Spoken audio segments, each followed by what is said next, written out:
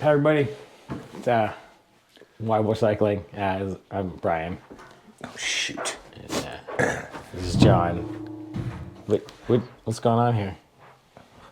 What do you mean, what's going on here, buddy? Your accessory. My accessory? Yeah, as Bob Roll would say.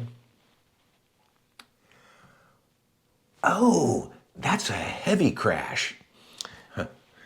So I'd like to talk a second about what you should do after you crash. All right, sit back and we'll tell you a cool story.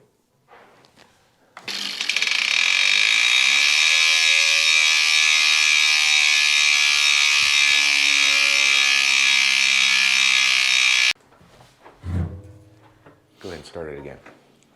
Oh, Oh no, I can sit down here wait for this. you right there? Am I okay right here? Yeah, I'm okay right here right now. Okay.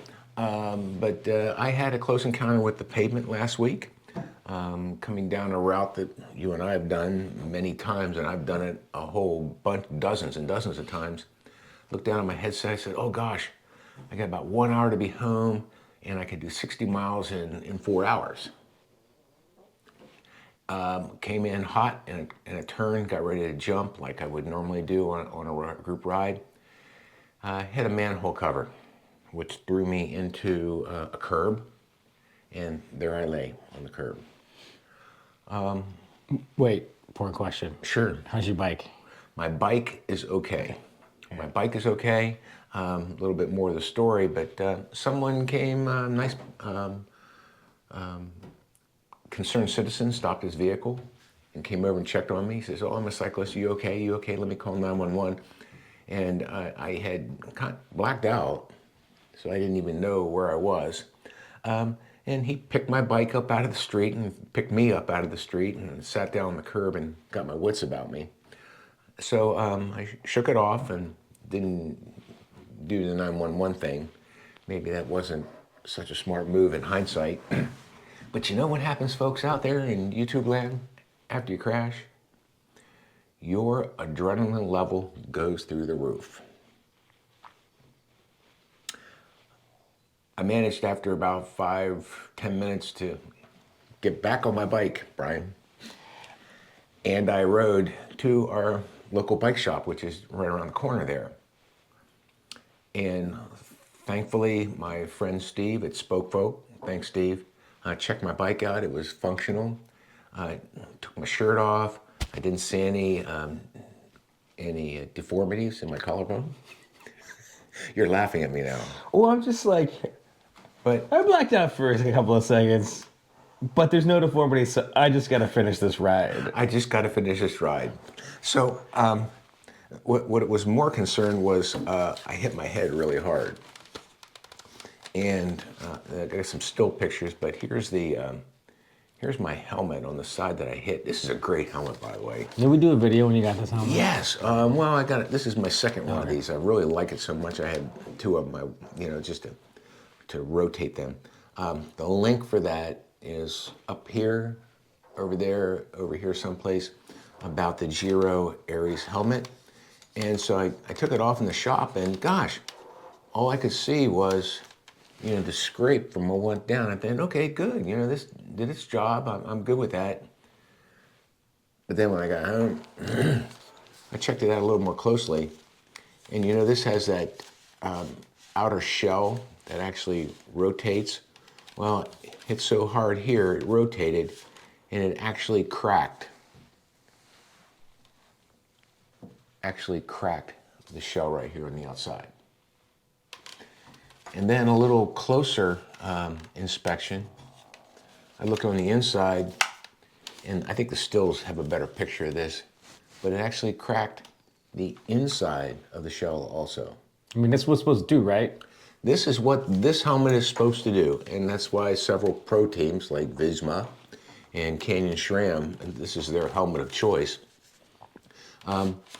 And while it's rated #1 from Virginia Tech Helmet Rating, it's how this outer shell moves to reduce that lateral stress. But Brian, didn't mean I didn't end up with as the Kaiser Permanente would call it, a closed head injury. Oh, yeah. Yeah. Other words, that's doctor speak for a concussion. And it was really hard to, shake that headache here over the last few days. Let's see, what else I want to tell you about this. What comes to your mind? Yeah, I mean, I've been lucky. I've only had one minor crash that just resulted in some like my pedals hit my shins. It's got super lucky, and I like you've had a bunch of crashes, Well, it's the probability. How many yeah. hours do you have in there doing that? and it's like what do you do when you crash your bike? I mean, and I don't mean like forget to unclip and fall over at a stop sign. Like when you crash, what's like the three things you'd say you should probably have in your head that when you get concussed, you still remember to do those three things? Yeah, and I'm not sure I would have remembered to do them at that point because all I could think about is getting back on. And if they called 911, the ambulance took me away, what's going to happen to my bike? That's the only thing that was going through my head, folks. So, yeah, I think the first thing that you want to make sure you do is you make sure that the scene is secure. That, gosh, I was lucky enough to have a driver stop by and help me get out of the street because you want to be out of danger. So that's kind of securing the thing. And I guess the next thing to do is make sure you don't have any breathing issues. Man, are you still breathing? Is there bleeding going on? And those are kind of the things that you can control. But one thing you can't control is, and went through my head, was adrenaline. I'm ready to get back on. I got to go. And that's all I could think about. I fell so hard, my glasses went one way, my light went another way, my other equipment it was scattered all over the sidewalk and the curb area. So I went down pretty heavy. Yeah. I think the biggest lesson, Brian, is when you come back, and you heard me say this in the previous video, up here again, you fall down on your helmet, you need to get a new one. This helmet did its job. And I'm really thankful for Giro. Their engineers have made something really, really substantial and worked great and kept me from getting a more serious head injury, especially with the way that this is constructed. So coming back and my first look at it, Brian, I couldn't tell anything was wrong with that helmet. Not at all.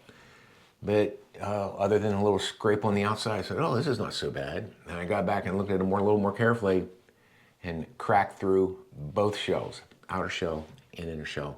You got to go out and replace that right away. This one, unfortunately, is going to find its way to the landfill. I might take some of the pads out of it just in case I get sweaty on another one, because I am going to replace this helmet. By far the most comfortable one I've ever had. Doesn't Giro like take those and analyze them? They do not do that anymore. I don't think they take them back and do that. I did talk to customer service, and just to send them a nice note and say, thank your engineers for doing this. And I also pass that on to the Virginia Tech folks. You guys, have endorsed an incredible product that really kept me from having a more serious injury.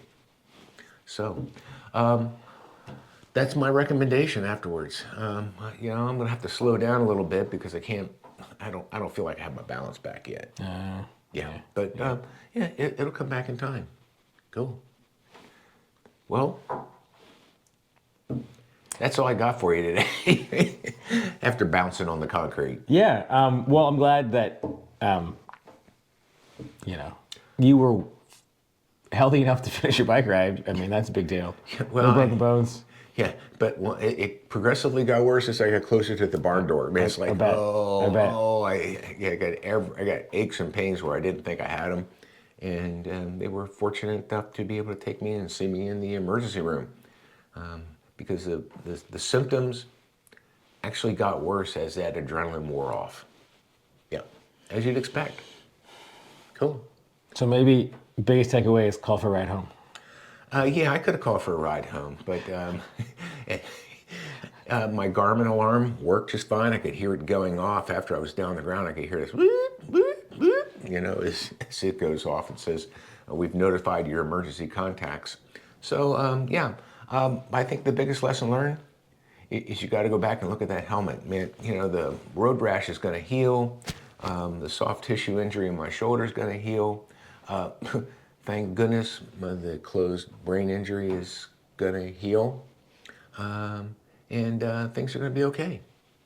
Thank you, Jiro. Oh, by the way, folks, they did not pay me to make this video.